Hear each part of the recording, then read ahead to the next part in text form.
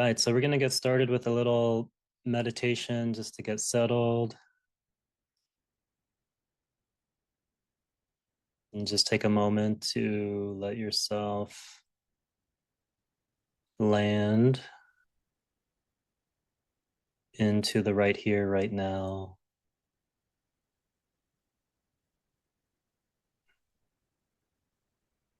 So you can gently intend to relax the mind, relax the muscles in your face, relax the jaw, relax the muscles in your shoulders,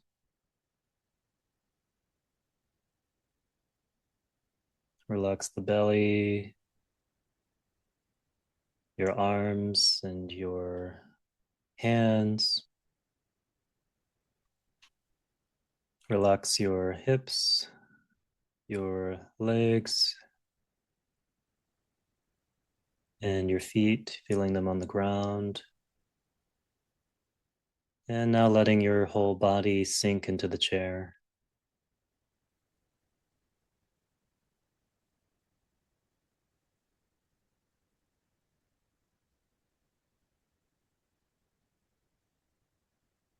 And if your mind tries to pull you away to other things, that's completely fine. We just notice that and bring ourselves back to right here, right now. Really sensing the experience of this moment. So, whatever sensations you might be having, whatever thoughts that you might be having, whatever emotions might be present.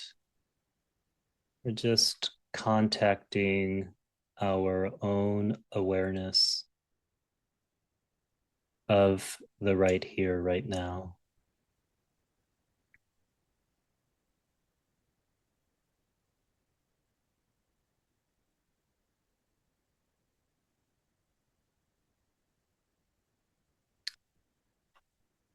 So, relaxing into trusting that this moment is exactly as it needs to be.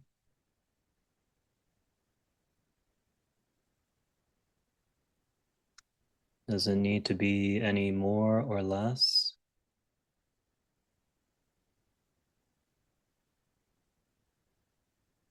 And likewise, just how you are in this moment is exactly how you need to be, no more, no less. So just relaxing into being where you are.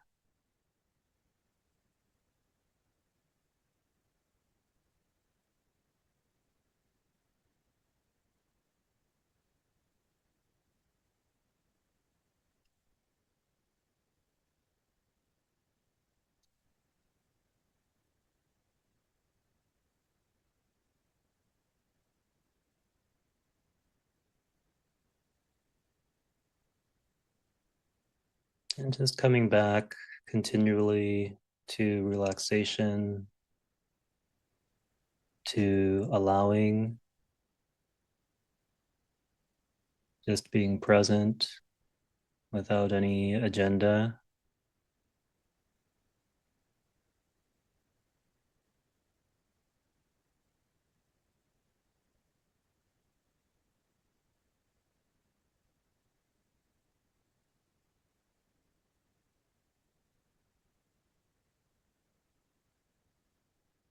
And at least for the time being, gently intending to let go of control, needing the moment or needing yourself to be any particular way.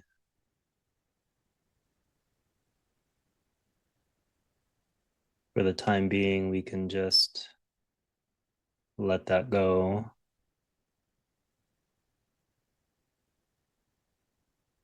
and let ourselves be right here, right now, without any agenda, without any pushing.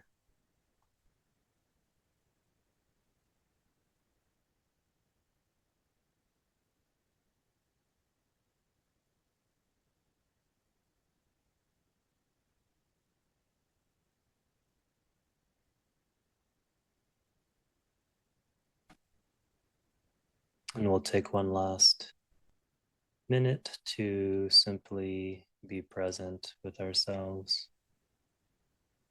feeling the breath, feeling your feet on the ground, feeling where you are.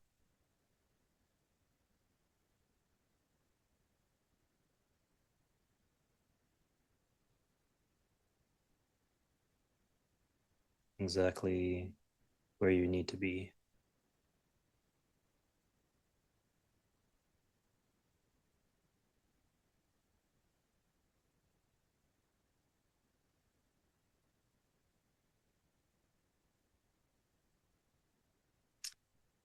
Okay.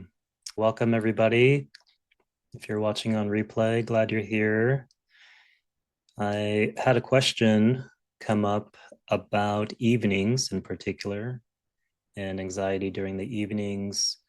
And I hear this a lot from people that they can get through the day, they perform at work, they are hitting deadlines, taking care of their families, and then at night, there is some fear or anxiety about sleep, about quiet, where you might feel either flooded by emotions, flooded by a sense of dread, or that you have some anxiety about not being able to fall asleep because the mind is racing, or it's more difficult to focus or to let go. So I wanted to address that.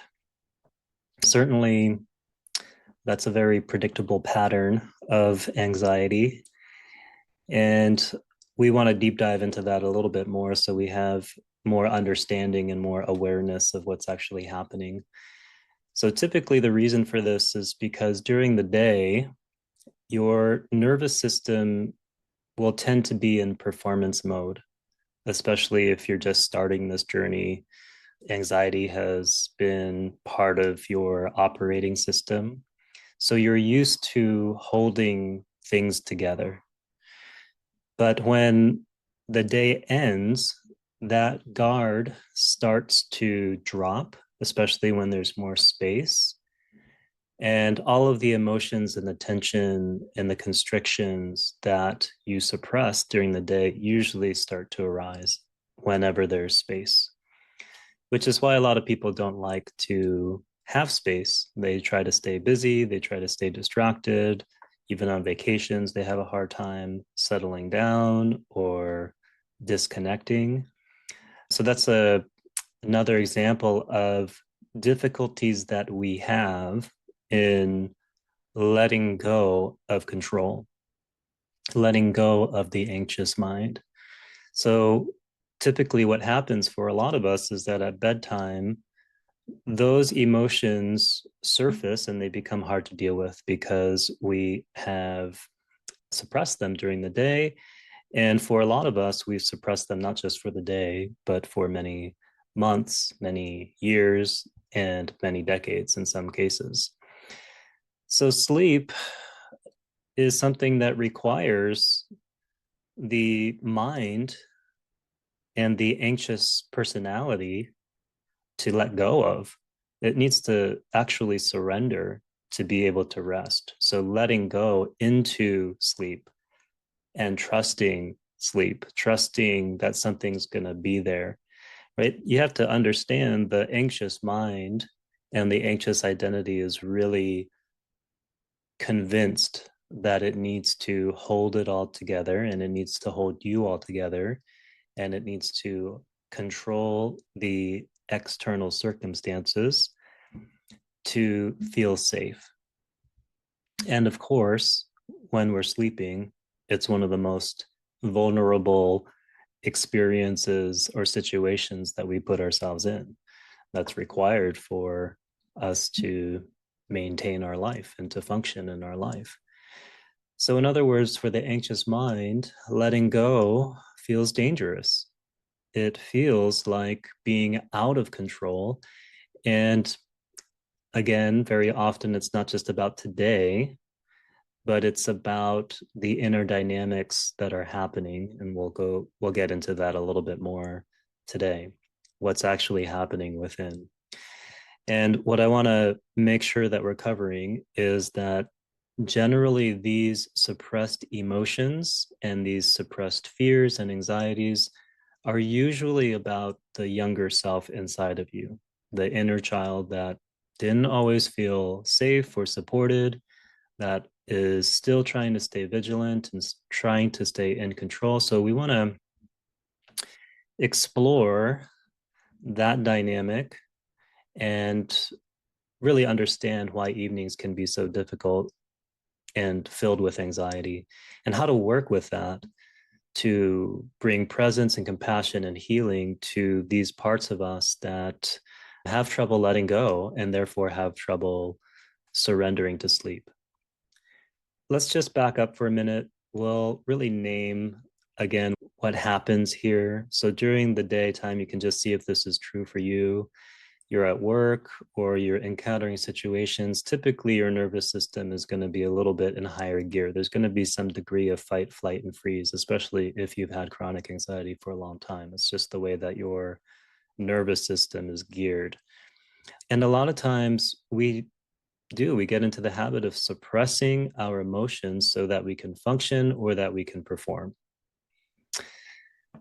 And then when we come back home, the external demands stop, and then your unconscious will say, okay, now is the time for the anxiety and the sadness and the anger and the grief, whatever happened during the day, to surface, to be processed. So a lot of times it feels, I have a 5-year-old and an 8-year-old. My 5-year-old will come back and he's held it together for the entire day. And then when he gets back home, he's just got to let it drop. And he tantrums and he is on the ground. He's completely just letting all of it out. And certainly we can recognize that for kids, they need to do that. But also for us and our inner children, we need to do that also, because we are not in the habit of receiving our own feelings. So it's very much the same for our own inner children, that we've gone through the day, we've held it together, we haven't really had time or space to process our feelings, our emotions. And then when our guard drops, or there's space, or where we can actually start feeling safe to do that, then these things start coming up. And of course, what happens is that if you are treating your emotions like an annoying something that you have to get rid of or deal with, or you don't want to get, or you don't want to deal with it, there's some conflict that happens within your own being. So again, to the mind, that conflict is about not wanting to feel scared, not wanting to feel angry, not wanting to feel frustrated, essentially pushing against the feelings that you suppressed. So, really, we need to be moving in the opposite direction of that. We need to be open to accepting what has been suppressed and what's coming up in the moment, especially if those emotions or those feelings are coming up from the inner child. So that's why evenings and sleep can feel so hard. It's not just the you now as an adult, there's usually something else, the younger you that's trying to get some needs met, have some feelings processed. And that just needs to be part of our practice. What I want to do is give you guys a few keys, quote unquote keys, for evening anxiety and to help you sleep better and to help you get to sleep better. And these are things that you can turn to, especially when that evening dread starts to creep up, or some kind of sleeplessness or restlessness starts to show up.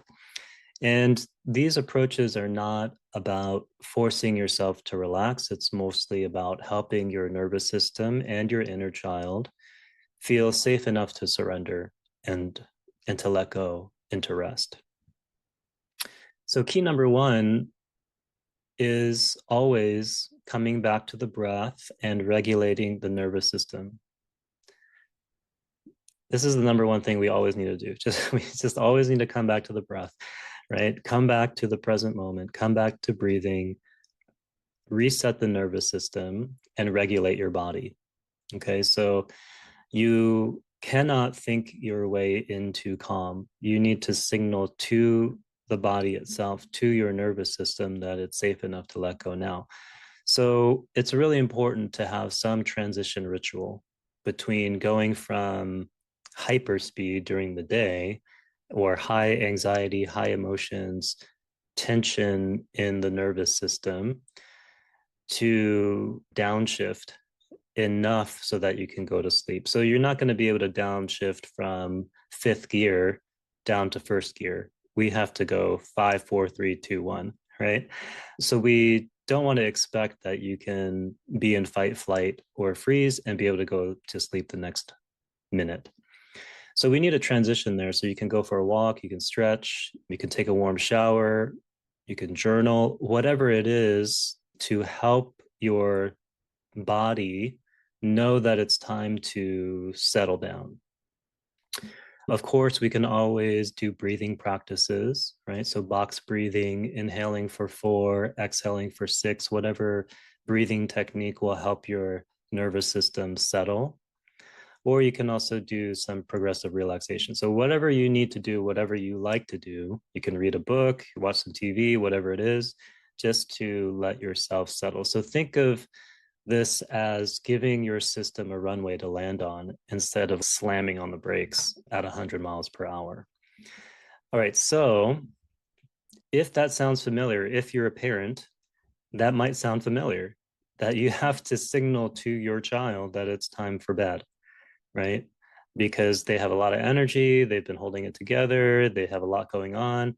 We need some transition to say, okay, we're going to read a few books, right? Or we're going to have a snack, we're going to read some books, we're going to brush our teeth, we're going to do this or that, and then we're going to turn out the lights and it's going to be bedtime. And then they might get scared or they might not want to, they might have their own reactions, but it's all about creating an environment where they feel safe enough to let go, to put their put the guard down and let their energy actually unwind, right? So this is very similar to what we need to be doing for our own inner children, that when you do a ritual like that, you can also imagine that you're doing the ritual for your inner child, for the younger self inside of you, and you are personally telling them, okay, I'm here now. Whatever's here is okay. We're just going to process it. We're going to let it come up. Sometimes we just need to express it and let it out. And then the nervous system unwinds. And that's really important, that we are the ones that are telling our inner children that it's okay, and that we are the ones that are showing up for them, and that we're telling them you're safe. Because what happens a lot of times as we get into evening time, or we have these emotions or these feelings come up, we get very identified with those feelings. This is the same for any kind of inner child work. A lot of times we will feel like we are our younger selves. We feel like we can't handle it. We feel scared. We feel we don't have the capacity or we don't have the support. And we get identified with it and we lose touch with our actual capacity as an adult. And sometimes we just haven't developed that also. So as an adult, we have to learn how to develop that, right? So this is the same, that we have to really turn toward our inner children and take care of them and make sure that they have what they need.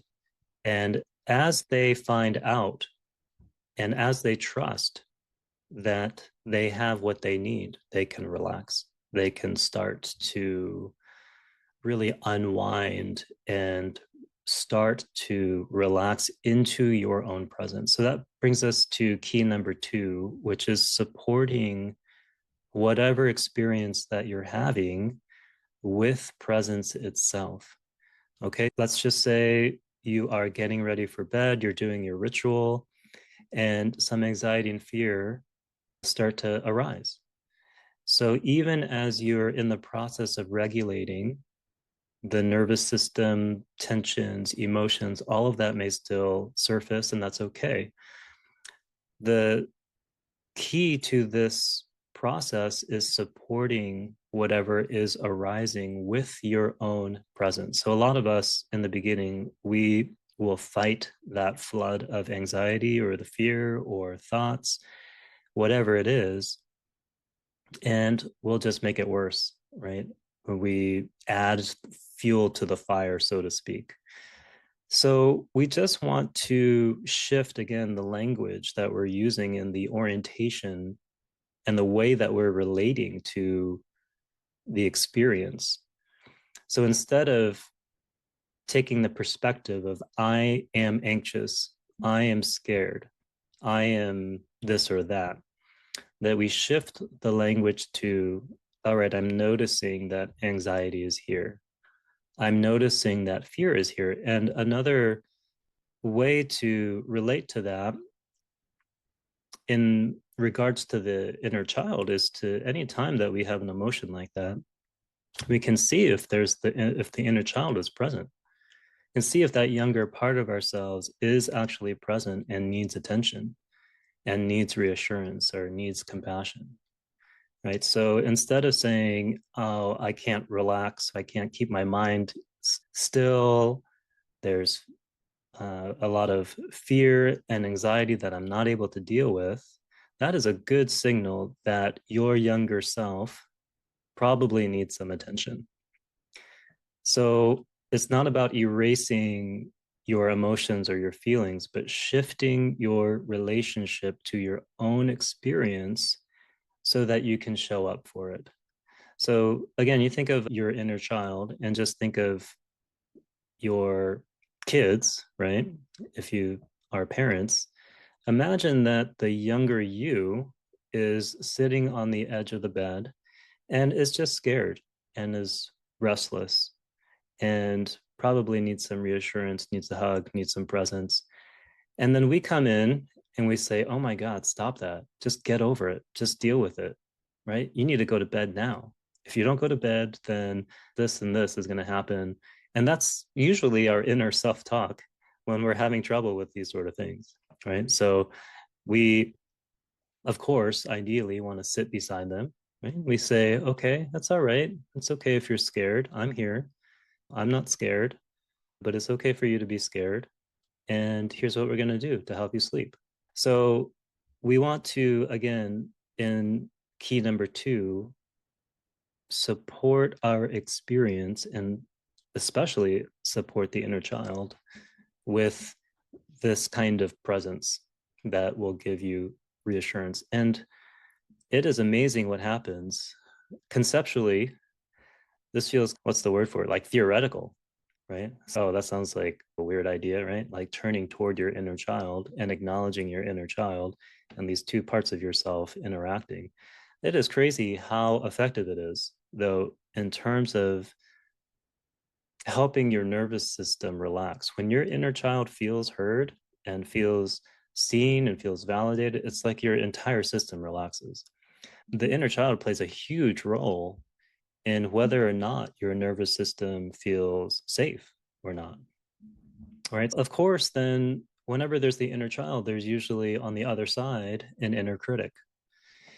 And usually the inner critic does not really help in these situations, right? So in the evenings at night, you might get some inner critic in there saying, you should be asleep by now. What's wrong with you? If you don't rest, you're going to mess up tomorrow. You're going to be tired. You're not going to be able to do this or that. What's wrong with you? So that's exactly the dynamic that is unhelpful, right? So this is the other side of it, is that we can identify with the inner critic and we get amped up even more. So instead of helping, that pressure, of course, makes it harder to relax. And the inner critic, as we've talked about, is never really the enemy, right? We don't want to make it into this villain in us. It's just the voices and the mechanism that we've developed to be able to suppress the inner child and our emotions and what's going on with us in order to function and operate in the world in the way that we felt was going to be best. Of course, as an adult now, we have to step in, especially if we're getting to the point where it's difficult sleeping, where we are restless, where we can't unwind, and it's getting in the way of functioning, right? So we want to recognize if there is any inner critic engaged with the inner child and really step in instead of using inner critic rulebook and inner critic messaging, that we're responding from a place of presence and a place of groundedness and our own capacity. This is the tricky thing, is that the rule book is quite easy to follow because we followed it for a long time. So when we decide to let go of the inner critic's rule book, what happens? There's a sense of not knowing that comes up. I don't know how to deal with this situation. I don't know how to deal with my inner child. I don't know how to deal with the emotions or the experiences that are coming up. And that not knowing actually is the space for us to respond with presence and with the intelligence of the present moment that's perfectly attuned and perfectly guided in the moment. Whereas the inner critic's rulebook is, it's like a one note, I forget what they call it, like a one note something. It's like the only note that it knows how to play, or it's the only tool that it knows is a hammer, right? So when we're responding with presence, actually the inner critic starts to soften too, because it realizes that it no longer has to actually carry that whole job of protecting and controlling and pushing and doing all that, right? All right, so of course there's going to be challenges that come up when we try to implement new practices and rituals that transition us from the day to evening, or downshifting us from gear 5 to gear 2 and gear 1. And we want to be aware of this because if it's still stuck in our unconscious, it's just a little bit more difficult for us to implement and stick to it. So we want to understand and be aware of the anxious mind's objections to these things. And of course, the first one usually is, I don't have time to do that, right? I don't have time to take a walk. I don't have time to journal. I don't have time to meditate. And we just want to be aware of that and have a response to that objection. And a good response is just, okay, in our minds, we think that this is going to take a long time, but a transition ritual can literally be like 2 minutes of breathing or 2 minutes of journaling. That's all enough. It's just getting consistent about it. So don't worry about the length. It's just, can I do 1% more of that? Another objection that the anxious mind will usually have is, okay, my mind won't stop racing, right? I can't get it to stop. And we then turn it into a problem. So instead of that, we just want to say, okay, racing mind, totally normal, right? The goal is not silence. It's actually just presence and awareness of what's happening in the mind. So even if you're noticing, all right, yeah, my mind is racing. I have a lot of thoughts going on. They have a quality of anxiety or fear about things not working out.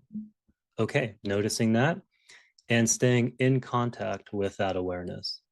That's all we're shooting for, right? So that we're not caught up in the content of our mind and what it's saying. And instead, we are grounded and aligning with the awareness of the mind itself. And that's like the gateway into being able to unwind and being able to relax. Another objection is, of course, this is not going to work right away. Okay. And I find this to be true for a lot of people who have not done any work on their inner child and that their inner child has been suppressed for a long time. They might not trust you at first. Most kids, if they have been neglected or if they've been rejected for some time, they are going to be a little slow to warm up. So, just like a scared child, they're going to test you to see if you're really going to stay. So it takes quite a lot of consistency before they slash your nervous system is going to relax. All right. And of course, any kind of inner critic talk, like I'm doing it wrong, you should be doing this better. Why haven't you done this? You need to be implementing these rituals and sticking to them. And if you don't, then that means XYZ, right? That's not helpful.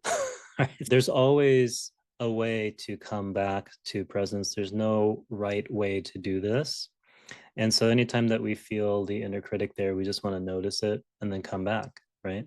Every challenge or difficulty is not a failure. It's just where we practice, right? When we're lifting weights or you're doing some kind of exercise, it's the resistance that actually creates more strength. So when that resistance comes up, that's really a good moment to practice the pause, practice the breath, practice coming back to your inner child and your younger self to say, I'm still here with you. What do you need? I'm holding space for you. And just experimenting to see as you receive those feelings, oh, the breath that comes, or the relaxation that comes, and the trust that comes, right? Again, the three keys here: key one, regulate your nervous system, implement some practice or ritual that is going to help you to signal to the body to unwind, right? So we're going from gear 5 down to gear 4, 3, 2, 1 until we can really let go, and supporting whatever comes up, whatever suppressed emotions might be there, whatever feelings might be there, whatever things from the day that we have tucked away and compartmentalized that we actually need to process. Being there for those things, being for your inner child there. And then lastly, just making sure then that both the inner child and the inner critic can relax. Now, when those two things are relaxed, it's much easier for us to let go and to surrender to sleep and actually to surrender into a kind of space where we're not needing to control as much. All right. So, for the time being, you can imagine, right, how this might go. You are lying in your bed tonight. You can do whatever ritual that is going to help, read a book. You can do some breath work. You can do some progressive relaxation. And as you're doing that, notice what sensations or emotions arise. You can name them or label them, right? Restlessness is here, fear is here, there's some anxiety here. And now you can see if you have a sense of your younger self that might be here with you, right? Maybe they are the ones that are restless. Maybe they're afraid. Maybe there's things that happen during the day that they need to talk about or they need some reassurance about. So, whatever you can do to show up with presence in there, that's a great time to do it.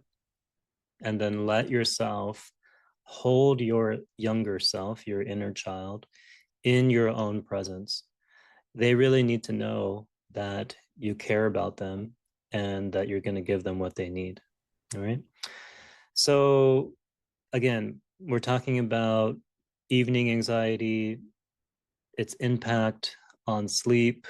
And of course, that ends up being a cycle that happens where you don't have enough sleep, then you don't have enough capacity to really deal with things in the day. You then compartmentalize more, and then you come back at night. There's things that you need to process, but then you don't end up doing that. And then the cycle continues. Yeah. So we're trying to bring enough awareness to the dynamics here so that we can make a significant shift. So these are, again, signs of your nervous system, which will have inner child associated with it, as well as inner critic. And those parts are still going back and forth, right? So again, none of this is bad. None of it's your fault.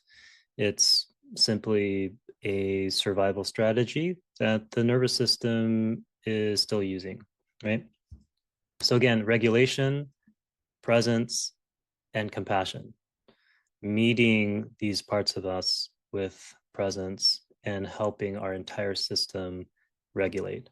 Okay, so for this week, if it's resonating with you, if it's something that you want to implement, great. You can just intend to create a small transition ritual before bed. This could be 2 or 3 minutes of breathing, could be a quick shower, journaling, right, is always great. I will recommend not being on your phone, even though I know that's very difficult. That's something that I fall into also, but that's usually not something that's going to help you pay attention to yourself, right? So we want to signal to the body that it's okay to unwind and that you're spending time with your inner child and your younger self. That's not going to have to be a forever sort of thing, but usually when we're struggling with these things and we're struggling with anxiety or there's some trigger that's happening, there's some inner child at play. Try that, right? See what happens. And if it's a little easier for you to relax and unwind and ultimately surrender to sleep. Okay. All right. I hope that was helpful. I'm going to post this in school and I'll be available if you guys have any questions. And if you're watching on replay, fantastic. You can drop comments in the questions in the comments, and you can also directly message me. All right. Take care, everybody.